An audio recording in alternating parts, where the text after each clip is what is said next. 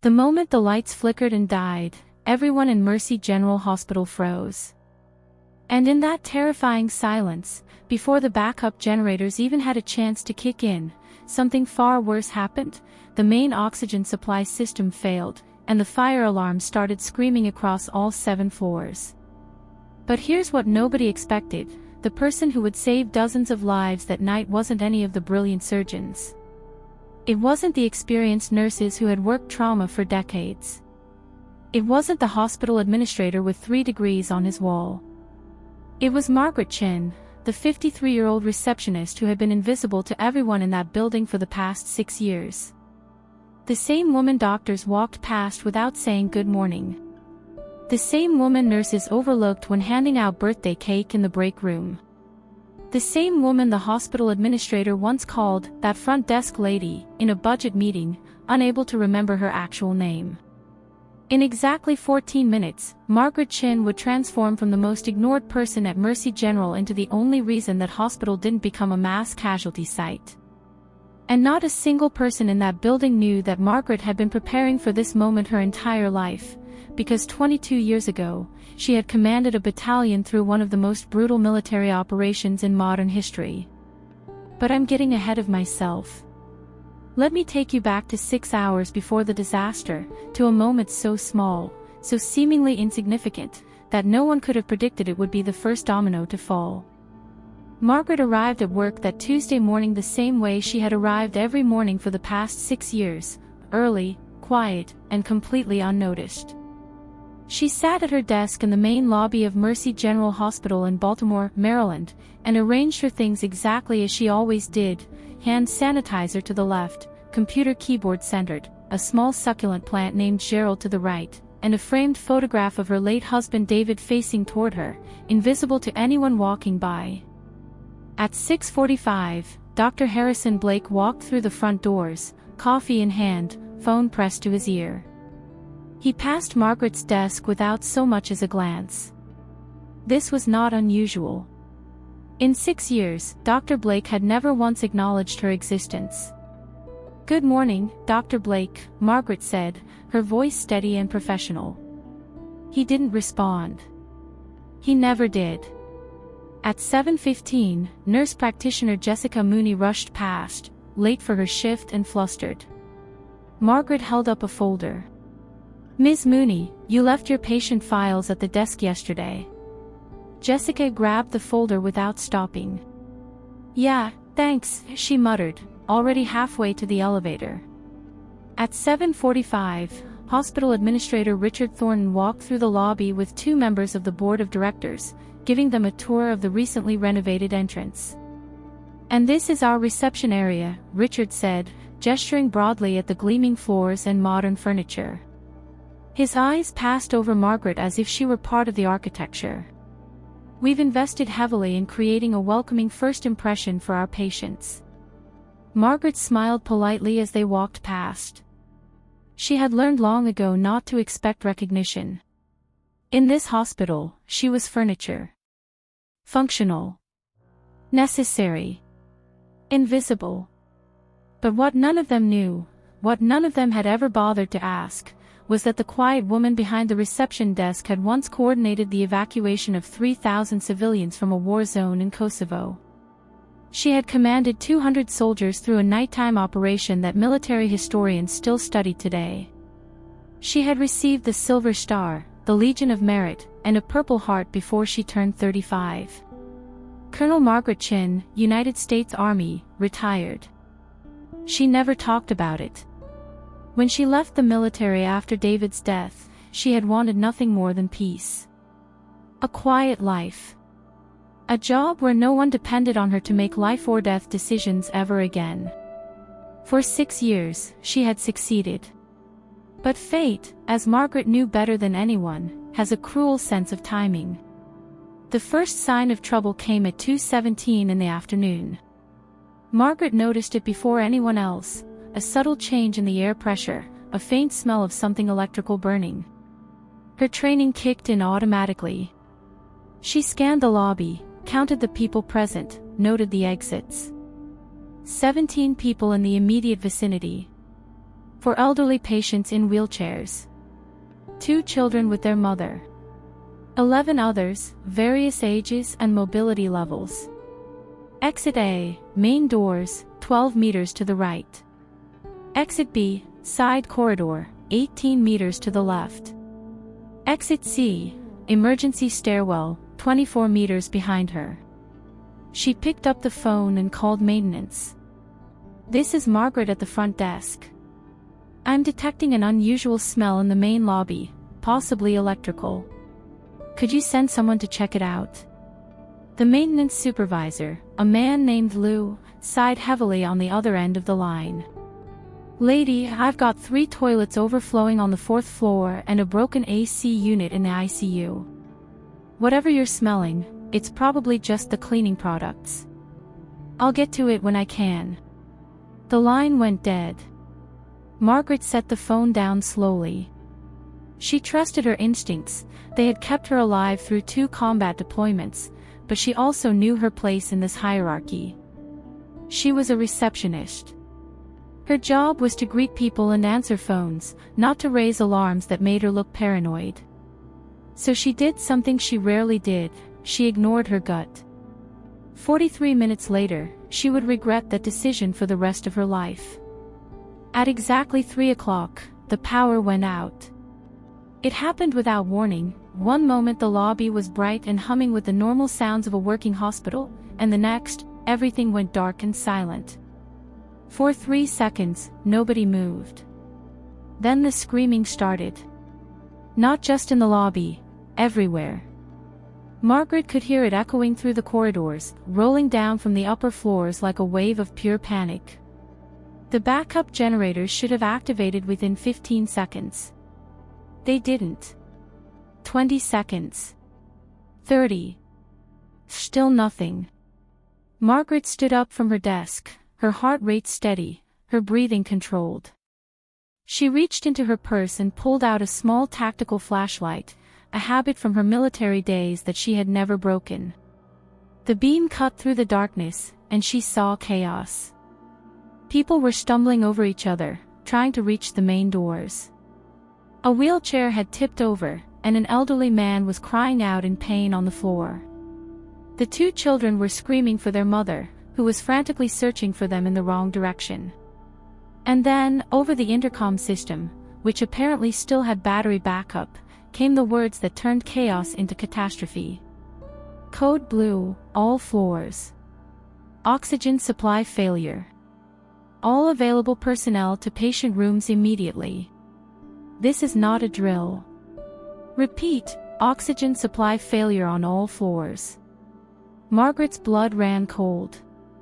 Oxygen supply failure meant ventilators weren't working. It meant patients in the ICU, patients in surgery, newborns in the NICU, all of them were now in immediate danger of suffocation. And with the elevators dead and the stairwells pitch black, there was no way for staff to reach them quickly enough. Unless someone took control. Margaret looked around the lobby. Through the beam of her flashlight, she could see hospital staff running in every direction, shouting contradictory orders, accomplishing nothing. She saw Dr. Blake frozen near the elevator, staring at his useless phone. She saw Richard Thornton, the administrator, pressed against a wall, his face pale with terror. Nobody was leading. Nobody was coordinating. Nobody was doing anything except panicking. 22 years of training, 22 years of buried instincts, 22 years of deliberately staying invisible, all of it came rushing back in a single moment. And Colonel Margaret Chen made a decision. She grabbed the emergency megaphone from behind her desk, a piece of equipment she had quietly requisitioned 3 years ago, over Richard Thornton's objections, and she climbed onto the reception counter. Everyone freeze. Her voice cut through the chaos like a blade. It was not the voice of a quiet receptionist. It was the voice of a woman who had commanded soldiers in combat, who had ordered helicopters into hot landing zones, who had held dying men in her arms and kept fighting anyway. It was the voice of absolute authority. And to the shock of everyone in that lobby, it worked. People stopped running. People stopped screaming. Even the children fell silent, staring up at the small woman with the flashlight and the megaphone who had just taken control of the entire situation. Margaret didn't waste a single second. "Listen to me carefully. We have approximately 8 minutes before patients on ventilators begin to die. I need everyone to stay calm and follow my instructions exactly." She pointed her flashlight at Dr. Blake. "Dr. Blake, how many patients are currently on ventilator support in this hospital?" He stared at her, mouth open. I don't estimate. Now. Maybe 30. 35. Which floors? ICU on 6, surgical recovery on 5, NICU on 4. Good. Margaret turned to a group of nurses huddled near the pharmacy door. "You 4. I need you to go to the supply room on the ground floor. It's through the corridor behind me, 3rd door on the left. Grab every manual resuscitation bag you can carry. Those are the hand pump devices that look like blue footballs. Go now. Move." They ran. Margaret pointed at 2 young men who looked like orderlies. "You 2. There are emergency oxygen tanks stored in the basement, section C. I need you to bring up as many as you can carry. Take the south stairwell, it has emergency lighting that should still be functional. Go." They went. Dr. Blake, Dr. Morrison, Dr. Patel, she named every physician she could see, people who had ignored her for years, whose coffee orders she knew by heart even though they didn't know her name. "I need you to split up and head to the critical floors. Your job is to manually ventilate patients until we can restore oxygen supply or get them to portable tanks. Take nurses with you. Pair experienced staff with newer ones. Move in teams of 3. For a moment, Dr. Blake looked like he might protest. Who was this receptionist to give him orders? But then he looked at the terror around him, and he looked at the calm certainty in Margaret's eyes, and he made the smart choice. "You heard her," he said to his colleagues. "Let's go." Within 60 seconds, Margaret had organized the entire ground floor response. She had assigned roles, established communication chains using the hospital's old walkie-talkie system that she had discovered in a storage closet years ago, and created a triage protocol for incoming emergency patients. But she knew this wasn't enough. The real crisis was happening upstairs, in the places she couldn't see, with patients she couldn't reach. And every second that passed was a second closer to people dying. She needed to get to the command center.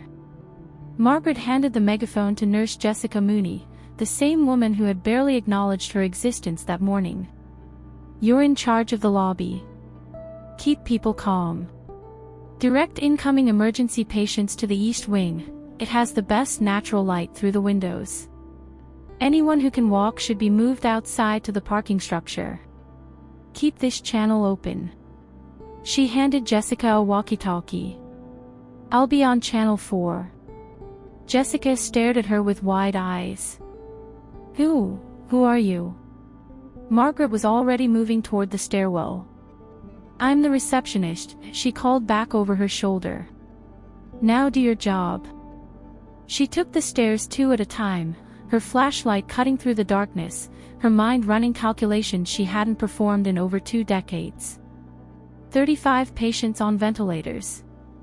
Average time until brain damage from oxygen deprivation, 4 to 6 minutes. Time elapsed since power failure, approximately 4 minutes. Time remaining, maximum 2 minutes for the most critical patients. She wasn't going to make it. Not unless she found another way. On the 4th floor landing, she nearly collided with a young nurse who was sobbing uncontrollably.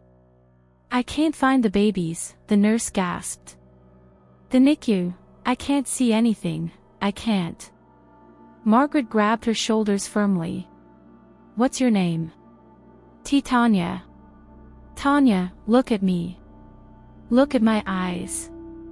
Margaret's voice was calm but commanding. "The NICU has a backup manual ventilation system. It's located in the cabinet next to the isolation unit. Do you know where that is? Tanya nodded weakly. Good.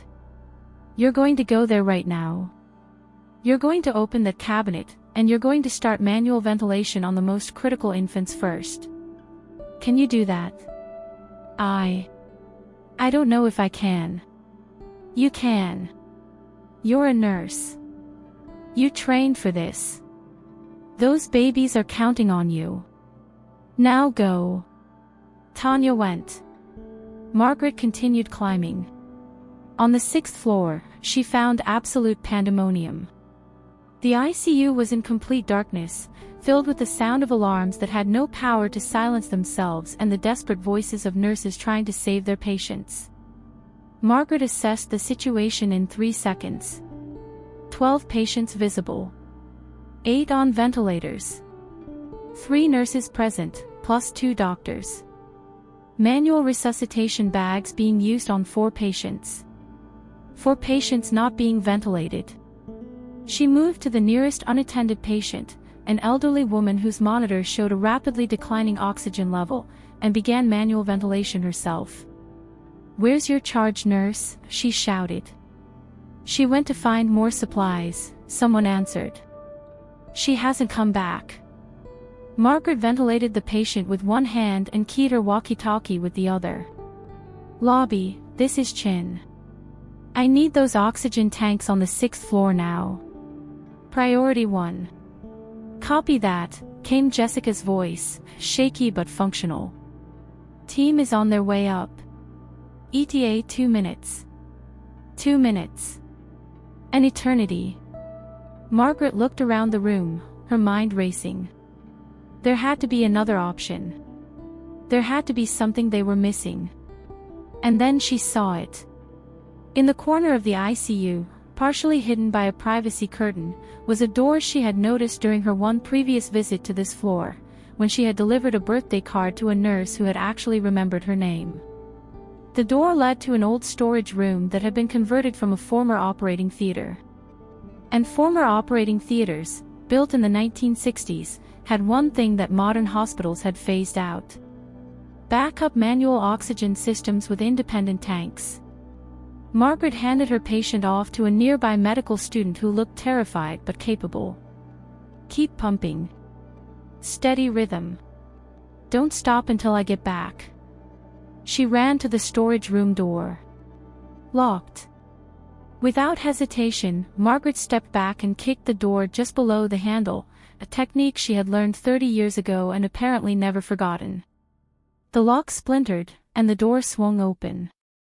Inside, covered in dust and clearly forgotten, were 6 portable oxygen tanks and a manual distribution system that looked like it hadn't been touched in 20 years. But when Margaret turned the valve on the first tank, she heard the most beautiful sound of her life. The hiss of flowing oxygen. By the time the backup generators finally kicked in, a full 17 minutes after the initial power failure, Margaret Chen had personally coordinated the manual ventilation of 31 patients across 4 floors. Not a single person died. When the lights came back on and the oxygen systems hummed back to life, when the chaos subsided and the immediate crisis passed, when the doctors and nurses finally had a moment to breathe, they all found themselves asking the same question. Who was that woman? The quiet receptionist who had somehow known exactly what to do. Who had commanded the entire hospital like she had been doing it her entire life. Who had appeared at exactly the right moments with exactly the right solutions. Dr. Blake found her in the lobby, sitting behind her desk as if nothing had happened, quietly updating patient intake records on her computer. "Mrs. Chen," he said, approaching her with an expression she had never seen from him before, something like respect, mixed with bewilderment. I need to ask you something." Margaret looked up, her face neutral. "Of course, Dr. Blake. How can I help you? How did you do that? How did you know what to do? You organized that response like you'd done it 1,000 times before." Margaret was quiet for a long moment. Then she opened her desk drawer and pulled out a small box she had never shown anyone at this hospital. Inside was a bronze star, a silver star, a purple heart, a Legion of Merit, and a photograph of a younger Margaret Chin in military dress uniform, standing in front of an American flag. Dr. Blake picked up the photograph with trembling hands. "You were in the military." "I was a colonel in the United States Army," Margaret said quietly. "I commanded a logistics battalion during 2 combat deployments. I coordinated evacuations, managed crisis responses, and led soldiers through situations that make tonight look like a minor inconvenience." Dr. Blake sank into the chair across from her desk. "Why didn't you ever tell anyone?" Margaret's expression softened, and for the first time that night, she looked tired. "Because I didn't want that life anymore, Dr. Blake. When my husband died, something in me died too. The part that wanted to lead, to be responsible, to carry other people's lives on my shoulders. I came here because I wanted to be invisible. I wanted a job where nobody expected anything from me except showing up and answering phones." She carefully placed the medals back in their box and closed the lid. "But tonight, I remembered something important. Something my husband used to tell me." Her voice caught slightly. "He said that some people are just built to take care of others. That it's not something you can run from. It's who you are." She looked up at Dr. Blake, and there were tears in her eyes, the first anyone at Mercy General had ever seen from her. "I've been hiding for 6 years. Hiding from myself. Telling myself that if I just stayed quiet enough, stayed small enough, I could escape the weight of being responsible for other people. But tonight proved me wrong. Tonight, when those lives were on the line, I didn't even hesitate. I couldn't. Because that's who I am. That's who I've always been." Dr. Blake reached across the desk and took her hand, the first time he had ever touched her. "Mrs. Chen. Margaret. I owe you an apology. Not just for tonight. For every morning I walked past this desk and didn't see you. For every time I treated you like you were invisible. You saved lives tonight. You saved my patients' lives. And I don't even know how to begin thanking you." Margaret squeezed his hand gently and smiled. "You can start by remembering my name tomorrow morning." 3 weeks later, Margaret Chen was promoted to Emergency Response Coordinator for the entire Mercy General Hospital system. But she kept her desk in the lobby. She still arrived early every morning. She still watered Gerald the succulent. She still kept David's photograph facing toward her. The only difference was that now, when doctors and nurses walked past her desk, they stopped to say good morning. They asked about her weekend. They brought her coffee and birthday cake and invited her to holiday parties. And every year, on the anniversary of that terrible night, the entire staff of Mercy General gathered in the lobby to honor the quiet receptionist who had saved them all. At the first of these ceremonies, Richard Thornton, the administrator, the same man who had once called her that front desk lady, stood at a podium and addressed the crowd. A year ago, this hospital faced its greatest crisis. And in our darkest moment, when everything fell apart, one person held us together. One person saw through the chaos and found a way forward. She didn't ask for recognition. She didn't want authority. She just did what needed to be done because that's who she is." He turned to face Margaret, who was standing at the back of the crowd, trying to be invisible as always. Margaret Chen taught us something important that night. She taught us that leadership isn't about titles or positions. It's about rising to the moment when your community needs you. It's about using your gifts to serve others, even when it costs you. And it's about never, ever underestimating the quiet person in the corner. He raised his glass. To Margaret Chin. The heart of Mercy General Hospital. The crowd echoed, to Margaret Chin. And in the back of the lobby, the quiet receptionist who had once commanded battalions wiped tears from her eyes and finally, let herself be seen. If this story touched something in you, If it made you think about the quiet people in your own life who might be carrying hidden depths you've never imagined, then do me a favor. Leave a comment sharing a time when someone surprised you by rising to an unexpected challenge. I'd love to read your stories. And if you're new here and you want to hear more stories about ordinary people doing extraordinary things, you know what to do. I'll see you in the next one.